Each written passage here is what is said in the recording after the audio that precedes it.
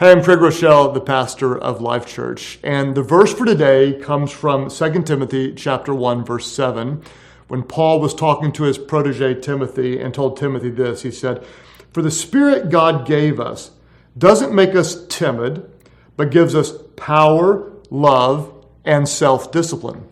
I love this. Other versions translate it this way to say that our God has not given us a spirit of fear, but of power and of love and of self-discipline, or a sound mind. When I think about fear, I try to remind myself that fear doesn't come from God. And I think about all the different ways that fear actually robs me from giving my life or taking steps of faith that God would call me to take.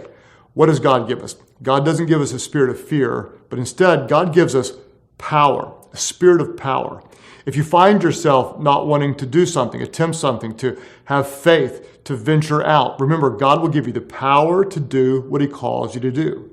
I also think about how fear has kept me sometimes from investing fully in a relationship. But God hasn't given us a spirit of fear, but He gives us love. Love to forgive, love to overcome, and love to trust again.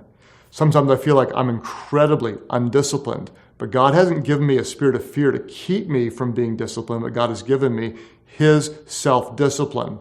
By the power of His Spirit, I can choose what I want most over what I want even now. For me, one of the greatest fears of my entire life was preaching the Bible. I felt so insecure. I felt so inadequate. So today, whenever I go to preach, what I do is I take one step forward. I'm stepping out of my fears. I'm stepping out of my insecurities, and I'm recognizing God has not given me a spirit of fear, but my God has given me a spirit of power and of love and of a self-discipline.